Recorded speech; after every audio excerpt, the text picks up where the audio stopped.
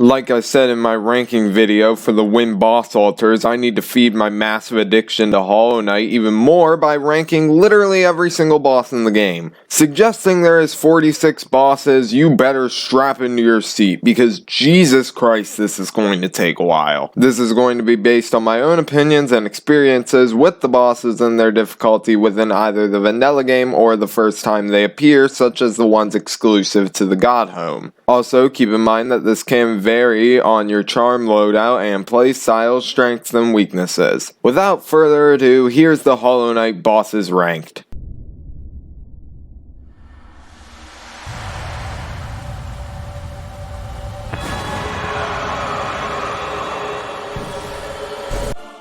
First up on our list is what I like to call, if we make an enemy 50 times larger than it already is, we are legally allowed to call it a boss type of boss. Then again, that's going to be a running trend for most of these bosses at the start, so that doesn't let me be able to make that joke repeatedly over and over and over again. All this thing does is just run straight at you as if it were holding a sign that said free downstrike spam, and the very occasional leap into the air to try to look intimidating, but then you realize you can just hit the movement keys in a single direction and be perfectly fine. If this massive cucumber somehow manages to kill you, then you need to mentally prepare for basically the entire rest of this game. If you're new to Hollow Knight and it's your very first playthrough, the Gruz Mother will probably be one of your first, if not the first boss fight you do, so it's not expected to be difficult. She's basically there to get you used to taking opportunities to heal, because when she starts whacking herself into the roof and ground repeatedly, you can just go over to the opposite side of wherever she is and just heal. Once you kill her, all her babies come out, but since you're a soulless machine for even playing this game, you just don't care about slaughtering little babies at this point. When you encounter this guy, he's currently munching on what looks like your long-lost brother, but you can actually skip the fight by just walking away. However, if you have any soul whatsoever, even though we all know you don't, then you can actually save this random ungrateful peasant.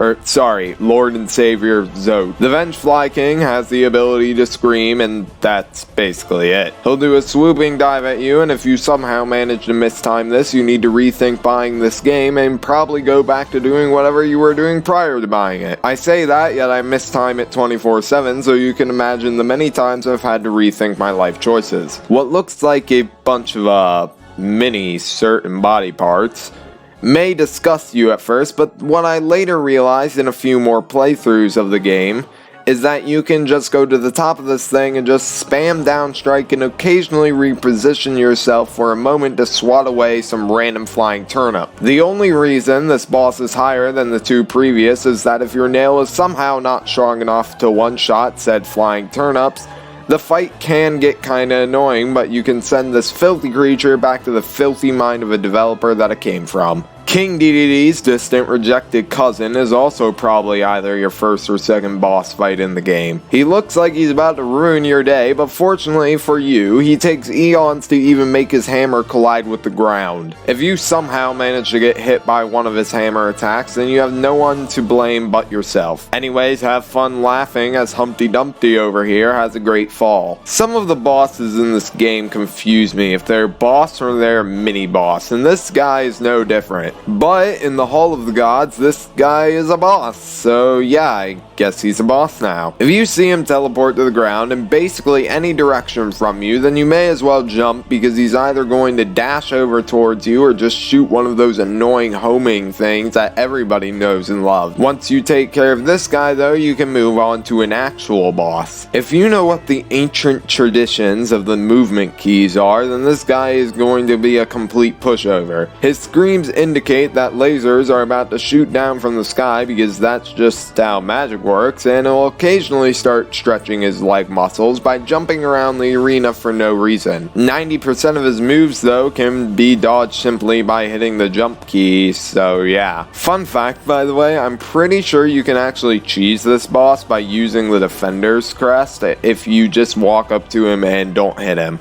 So I typed in Gorb once without typing in Hollow Knight with it into Google, and I was greeted with a video about the King of Fortnite or something named Gorb. So from this day forward, I'm going to assume that Ascend with Gorb translates to win an epic victory royale.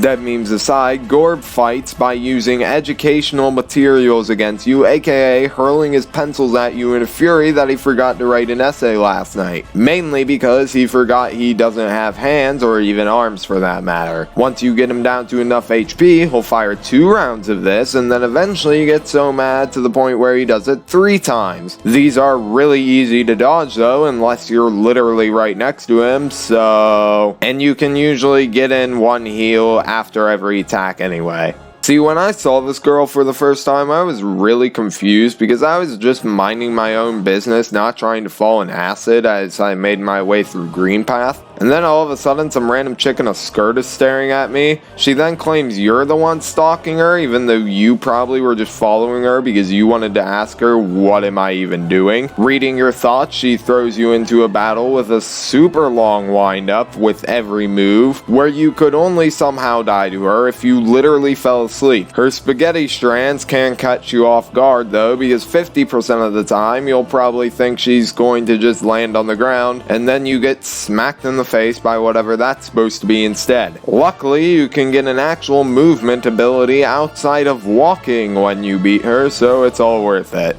If you have the humor of a toddler like me, then you probably started crying because you were laughing so hard at the fact that you were literally going up against a guy who was using his own poop as a weapon. This is actually one of the only bosses where you'll see me actually using spells a decent amount, and that's really only because if you have Desolate Dive, you can make him pop out of the ground every time he tries to go under. Anyways, he's pretty slow for the most part, and it's really easy to tell when he's going to do something, as well as this really entertaining time when he tries to imitate a literal dolphin. He's pretty easy. You know, for the Master of Souls, I was expecting to fight a guy who wouldn't zip around the arena to grab a bag of chips every second.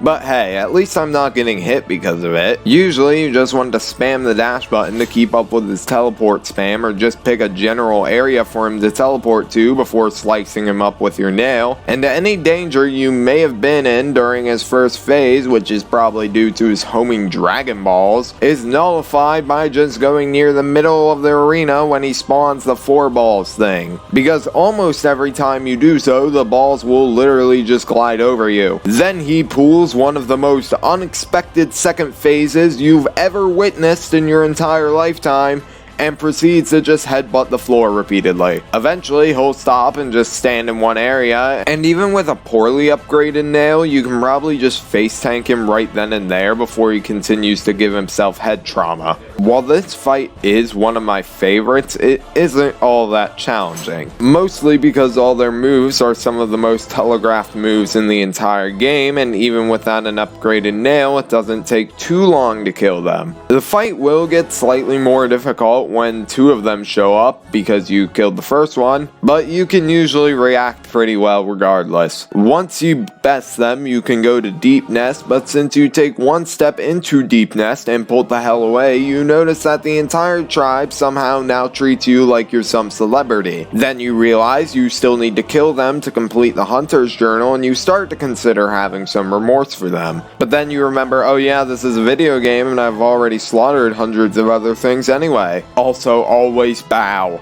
Don't ask me what this guy's using to attack you, because it honestly just looks like he's hurling burgers down from the sky. I feel like this guy's ranked a little too high up since you're mostly fine if you just know what the dash button is. But really, with 46 bosses and all, you can interchange the difficulty of them a lot.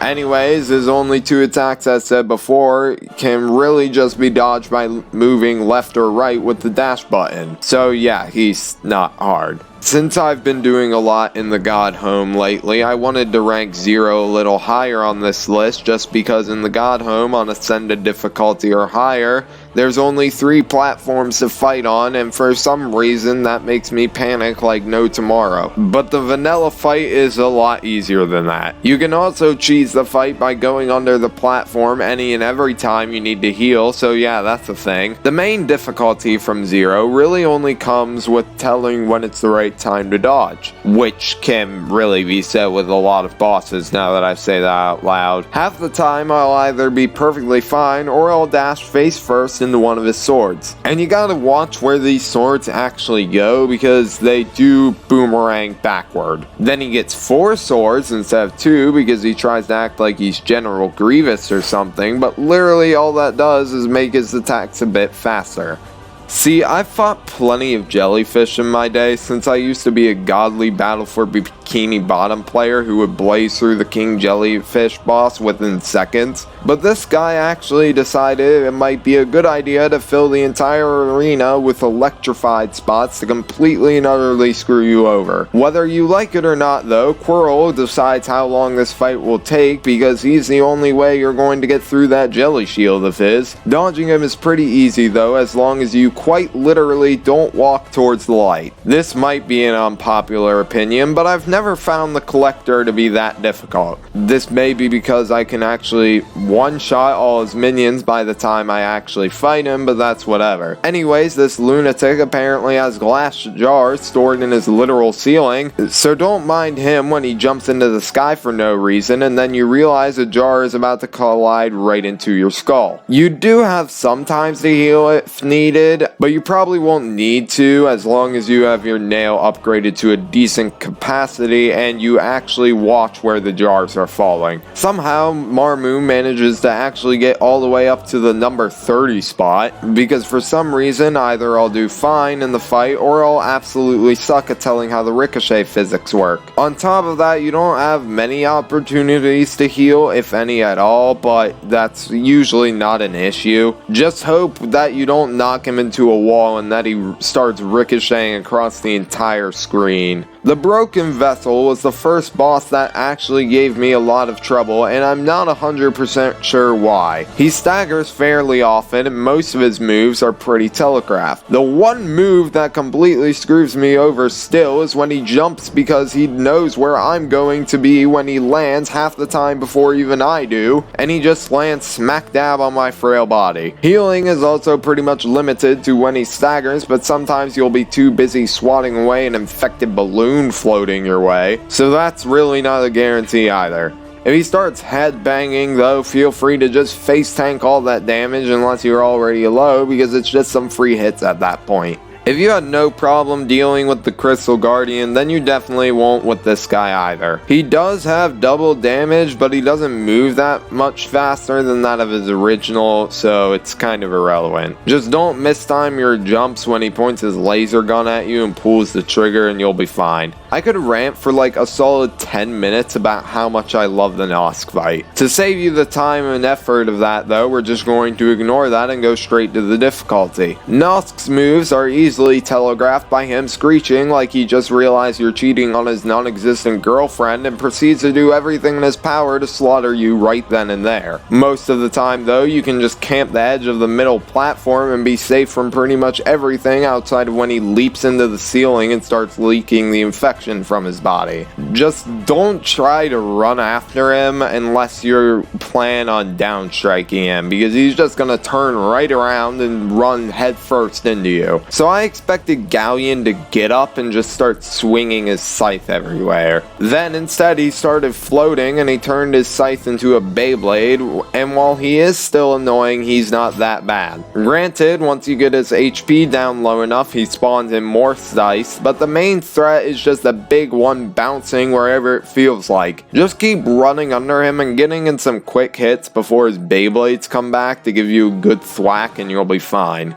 This fight is just a massive test of your patience. If you try to rush it, you're probably going to faceplant into about 5 different heads repeatedly, but if you take your time, you'll be fine. I like to get Great Slash or Dash Slash prior to facing her, just because it aids in getting in some good hits when you can. Not going to lie though, I find the ambience for this fight amazing.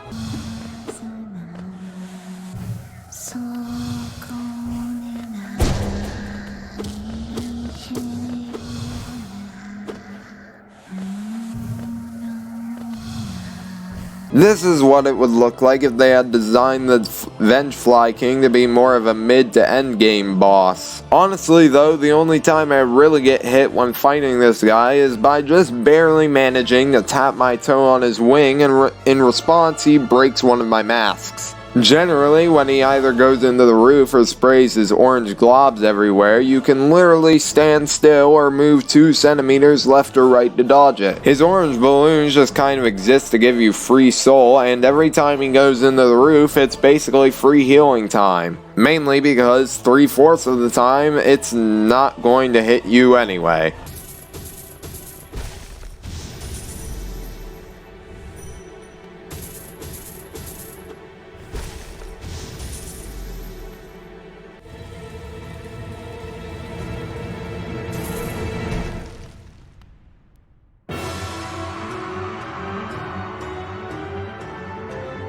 The Hollow Knight probably shouldn't be this high up on the list as well, but I feel like the only reason I managed to get hit by this guy is because I still have PTSD from having to deal with the Pure Vessel, and I think he's going to zip over to me within a millisecond when in reality he gets so much slower to the point where I literally just walk into him. Eventually he just starts doing some weird seppuku stuff, which is obviously screaming at you healing time in case you didn't know.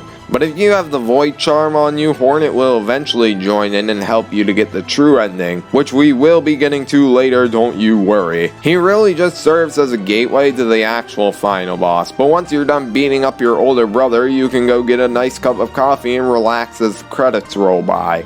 By some unfathomable reason of God, the brooding Mawlek somehow manages to get all the way up to here. He probably shouldn't be this hard, but if you make the mistake I made, which was fighting the brooding Mawlek as one of your very first bosses, he's going to kill you with basically everything he has. Without nail lengthening charms, your best bet is to just strike him once or twice and then run away like the cowardly player you know you are. When he vomits into the sky, he may as well have a sign on him that says you're going to die if you're anywhere near that area, but it's avoided by literally jumping over him. If you make any decent progress in the game whatsoever, then this boss becomes a walking joke for the most part, although I still underestimate the length of his claw slashes, so yeah.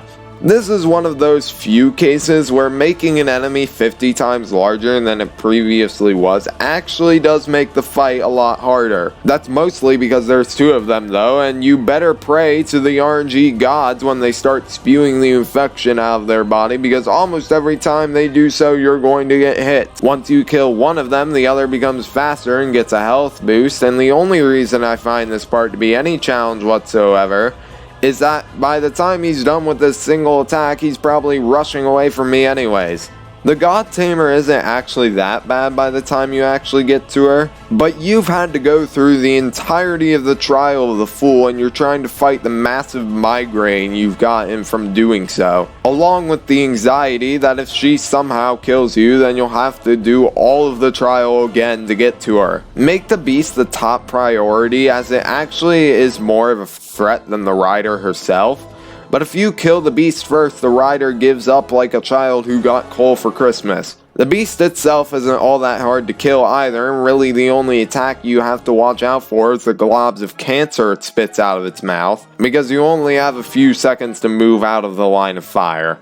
Even with the speed of the Hive Knight's attacks, they are pretty well telegraphed. When he begins to spit his children in the sky, feel free to just sit there and heal or start smacking him like crazy, because unless you're a bumbling buffoon, you're just not going to sit there and watch him do so. The hardest move for me personally to dodge is when he launches the 3 ball spike things into the sky and they shoot out. And really the only reason I get hit by these is because I'm too busy trying to make him stagger to get in a quick heal, and then I take a needle to the face.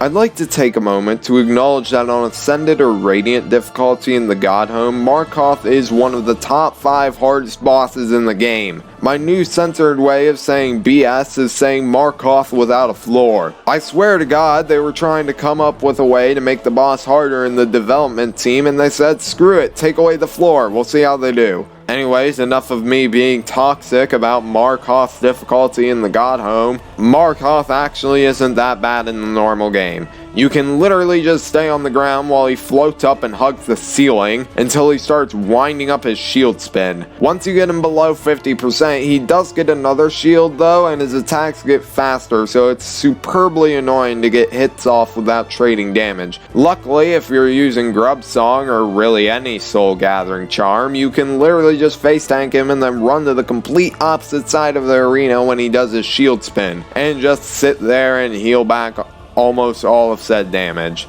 So yeah, in the vanilla game and on attuned difficulty in the God Home, he's not bad. It's just on Ascended or Radiant when he becomes ridiculously hard for no reason, because there's no floor.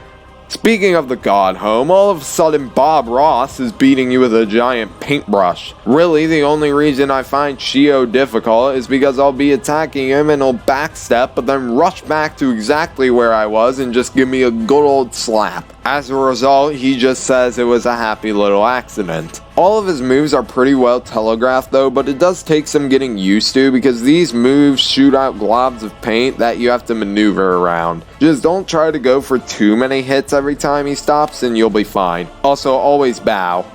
If you attack Grimm when he's bowing instead of bowing back, then you may as well just uninstall the game right then and there. I was kind of conflicted on where to put Grimm because on my first playthrough I did actually manage to beat him first try with no knowledge of the fight, but I feel like this is a decent enough spot. About every 25% of his HP, if I'm not mistaken, he begins to turn into a literal blowfish, but hey, I stopped questioning what the hell was going on a long time ago. Pretty much every attack ends with him teleporting off screen, so it's really just a matter of getting into a good rhythm in order to defeat him. Plus his true form Nightmare King Grimm exists, so they couldn't really make his fight super challenging. It serves more to give you an idea of the butt whooping that's going to commence if you go with the ritual route of the Grimm Troupe. If you can beat the Watcher Knights, which will be coming in a few more spots, then you can beat Oro and Mato. I don't know if that's actually how you say their names, sorry. It's essentially fighting two slower, tankier Watcher Knights, and that's basically it. You can just face tank Oro if you really want until Mato drops down to help him out because he just got back from the grocery store. Once both come at once to fight you, they'll usually go one at a time attacking you, so just dodge their hits and get in 2 to 3 hits before the other launches himself towards you.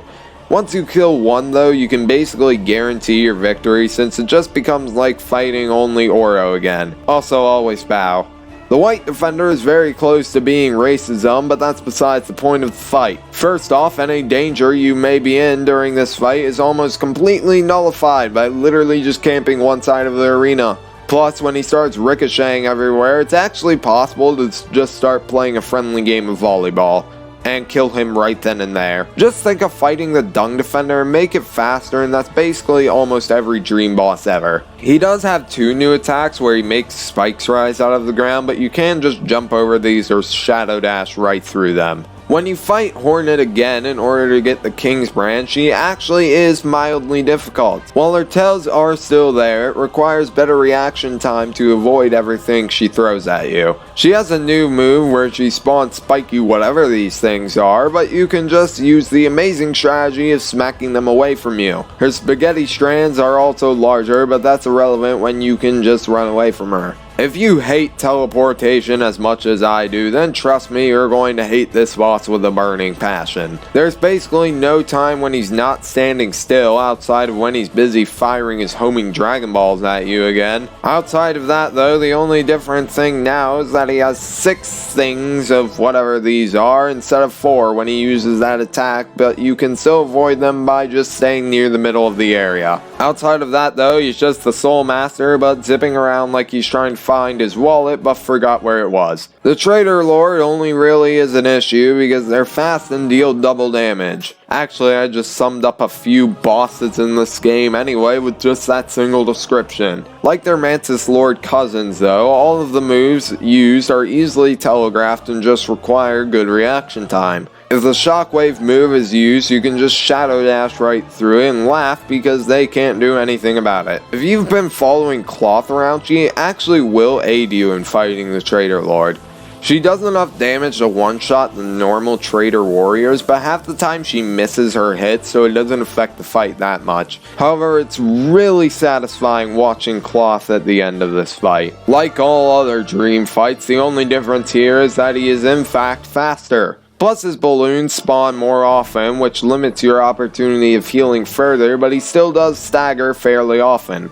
Just don't accidentally run headfirst into one of his attacks when you probably would have been fine just jumping or something. If this is your first time playing Hollow Knight and you go up against a failed champion, I highly recommend getting the Shade Cloak first. Because unlike his counterpart, he doesn't take eons to find the motivation to pull out the King DDD maneuver and smack you with his giant hammer. For such a heavy guy though, he has stupid amounts of energy to just jump everywhere. Sometimes it'll seem like he's going to do one attack when he jumps, but then the other times he does the opposite of what you think he'll do. His shockwaves are about twice as tall, but you can still just jump over them when timed properly. It does take a bit to get used to his speed, but once you do, he probably can move lower than some of the others listed above. Feel like the Watcher Knights should be lower than this, but if I made them lower, I would find them to be placed too far down. Anyways, in the normal game, you can upstrike this wall here and make the chandelier collapse and remove one of the 6 knights from the fight, but for the purposes of this video, I'm not going to do so.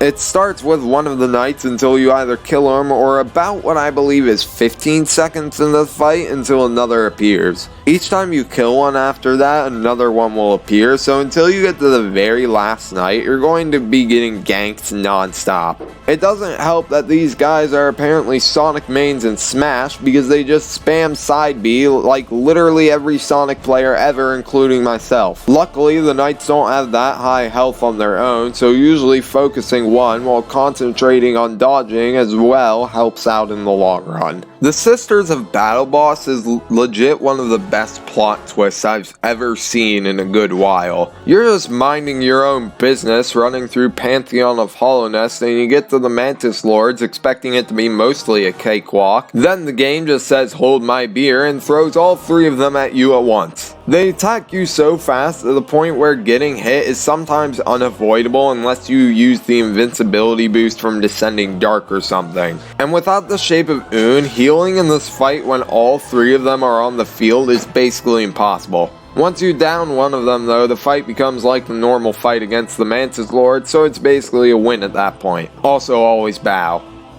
So Yoda enters the building and says size matters not, yet he's busy swinging a nail 3 times the size of his body. Sly is one of those bosses where you don't want to try and match his speed because he will screw you all the way over if you try to do so. I find the best way to hit him is to wait for him to finish whatever move he's currently using and then just hit him with a nail art. He does stagger, which is really one of your only opportunities to heal without quick focus or Shape of Uumuu. If he does go to the other side of the arena and starts charging up a nail art, you usually can just jump to avoid it since it'll probably be dash slash. Then Yoda just goes not even my final form and starts leaping around the arena like he's high and exclusively using his Beyblade spin attack. I find it best to just sit in one area and wait till he leaps towards me and hitting him with the nail art once he's done. Also always bow. This has got to be one of the stupidest fights I've ever been in.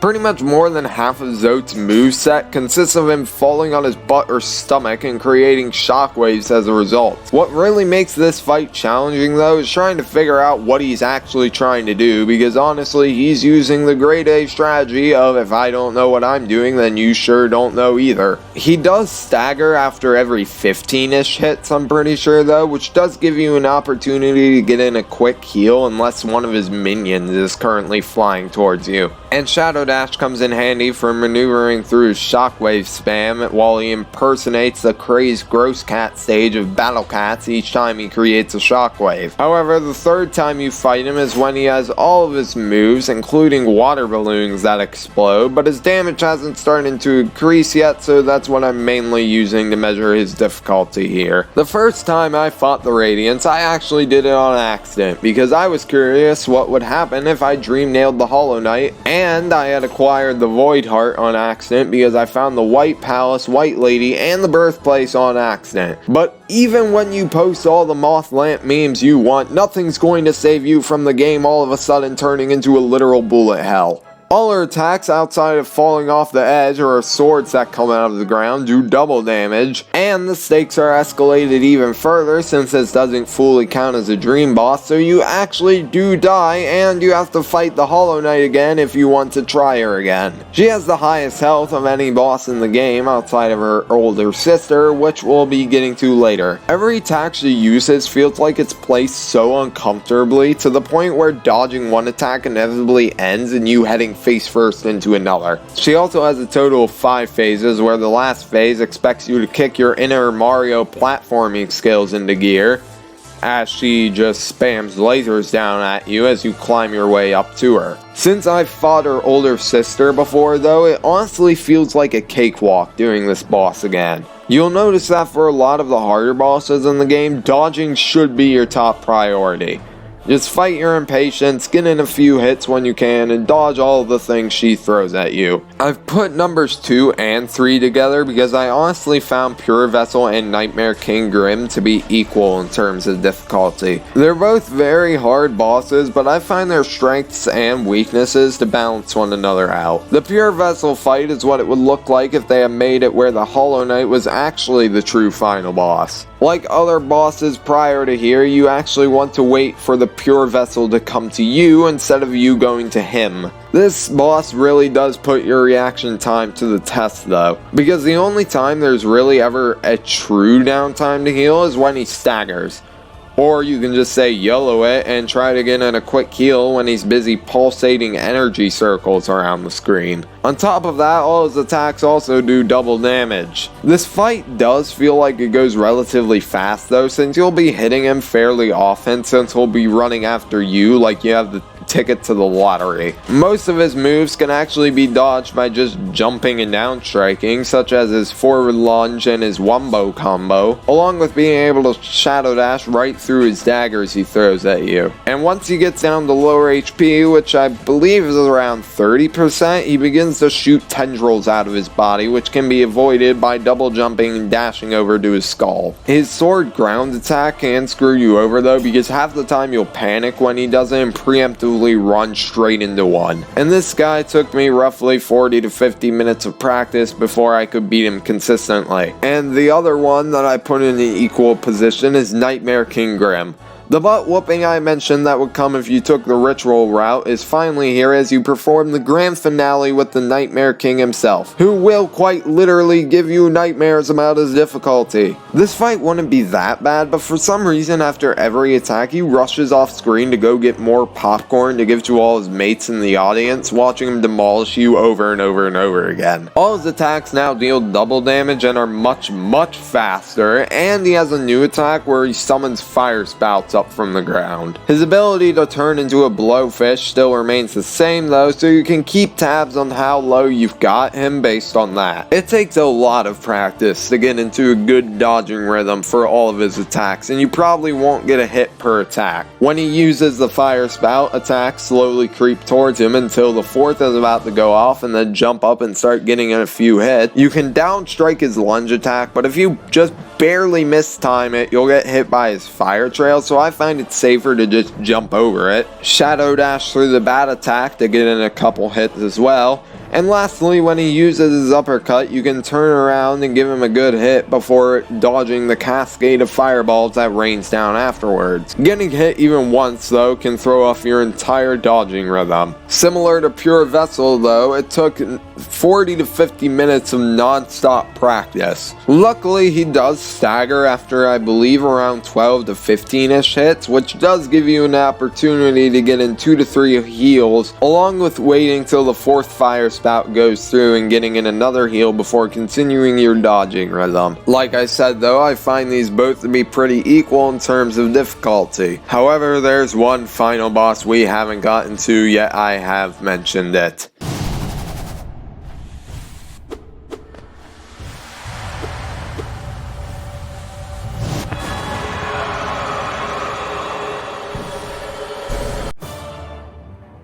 If you've managed to do Pantheon of Hollowness and fight literally every boss outside of the Mantis Lords and Nosk, which are swapped to their alternate sisters of battle and Wing Nosk, in which some have harder arenas like Markoth without a floor, then you're going to be tangling with the mentioned big sister of Radiance. And Jesus Christ, Absolute Radiance has about every single thing I've mentioned up to this point. She's over here spamming literally every attack she has in her arsenal, and like Radiance, all of them excluding falling off the arena and her ground spikes do double damage. Her homing death balls are even faster, along with her laser spam, topped off with 2 rounds of spears instead of 1. Almost the entire fight she's going to be running away from you, but like Radiance, you're going to actually attack her to a minimal amount because attempting to chase after her often results in you taking about 5 different attacks to the face. After each phase, you have less room to work with, along with her new final phase, which forces you to jump between 2 platforms, while she spams her projectiles that know where you're going to go before you do. You can really only heal during the part where she falls to the ground or she's on the complete opposite side of the arena during her 4th phase, along with relying on her not zapping the platform you're on during her 5th phase, which seems like she tries to zap where you're going to try to go and not where you actually are. If her younger sister tried to test your patience, then this boss just goes all out screw it and proceeds to test this even further. Dying here also means fighting 30 to 40 minutes or more worth of bosses over again in the Pantheon of Hollowness.